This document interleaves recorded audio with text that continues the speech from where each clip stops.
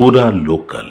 అరే MA party గెలిచోడు వీళ్ళిద్దరు జోకర్లు, వీళ్ళు మాకు సొమ్ము వేయడానికి సిద్ధమని చెప్పి ఈ రెండు పార్టీల నుంచి ఎంఏ పార్టీ నవ్వుతాడు. ఇక ఎంఏ పార్టీ దేశమంతా పోటీ చేస్తాడట. బీజేపీని ఓడగొట్టడానికి దేశం మొత్తం తిరుగుతున్నాడు, కాళ్ళకు బల్పం పెట్టుకొని తిరుగుతున్నాడు బీజేపీ ఓడగొడతామని చెప్పని. బీహార్ లో కూడా పోటీ చేస్తున్నాడు.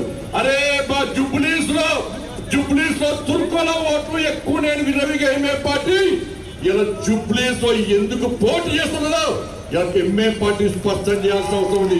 నీకు దమ్ములేదా, నీకు చేతనైతేదా? అరే హైదరాబాద్ నీదనుకున్న ఎంఏ పార్టీని పోయినసారి జిహెచ్ఎం ఎన్నికల్లో భారతీయ జనతా పార్టీ కార్యకర్తలు నా హిందూ సమాజం ఓటు బ్యాంక్ మారి ఏ విధంగా తిమ్మ తిరిగే విధంగా సమాధానం చెప్పిందో ఈ జుబ్లీస్ లోని హిందూ సమాజం ఆలోచించాలి.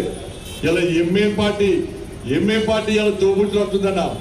ఇలా ఎంఏ పార్టీ ఏమంటుంది? అన్న వేడు, అన్న కాంగ్రెస్ పార్టీ అట, తమ్ముడేమో బీఆర్ఎస్ పార్టీ అట. అన్న వేడు, అన్న వైకి రేవంత్ రెడ్డి కలిసిడు. అన్న అన్న అన్న మా తమ్ముడిని కేసీఆర్ పిలిచిందట. 200 కోట్లు ఇస్తానన్న బీఆర్ఎస్ పార్టీ సపోర్ట్ చేస్తే మరి నువ్వేమి ఇస్తావన్నంటే నేను దోస్తావు కవడిస్తా అని చెప్పి అన్న వైకి రేవంత్ రెడ్డి సంకల్పం వచ్చాడు. ఇలా తమ్ముడు కేసీఆర్ దగ్గరికి పోయాడు. KCR sir uncle uncle uncle ఇంక అంకులే చూడు, అంకుల్ అంకుల్ అంకుల్ మా అన్నవయ్య రేవంత్ రెడ్డి కలిసిడు 200 కోట్లు ఇస్తాడా. వాడికి చెంది నేను ఇస్తా అని చెప్పి ఈడ దోసవు కరోడ్, ఆడ దోసవు కరోడ్. ఈ ఎంఏ పార్టీని యూస్ కూడా చివరస్తాలో ఇలా వేలం వేసి ఎంఏ పార్టీ పతంగిని ఎగిరేస్తున్నారు.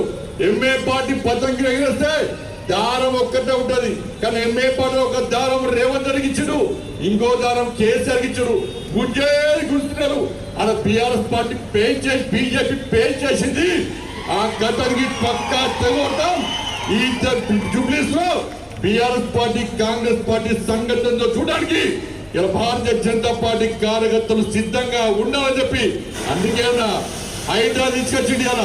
ఇలా బీఆర్ఎస్ కూడా చేసాడు 10 సంవత్సరాల్లో.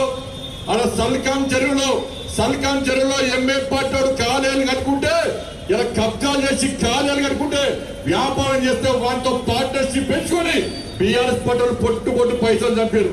ఇవాళ కాంగ్రెస్ పార్టీలు కూడా ఇలా పెద్దమ్మ గుడిని మర్చిపోకుండా బీజేపీని గెలిపేది. పెద్దమ్మ గుడి నిర్మాణం ఎట్లా జరగదో మేము చూస్తాం. అదే కాంగ్రెస్ పార్టీని గెలిపిస్తే ఆ పెద్దమ్మ గుడికి సంబంధించిన 11 ఎకరాలు ఎంఏ పార్టీకి రాసేయడానికి ముందస్తు అగ్రిమెంట్ జరిగిందన్న విషయాన్ని జుబ్లీస్ నియోజకవర్గం గుర్తుంచుకోవాలి.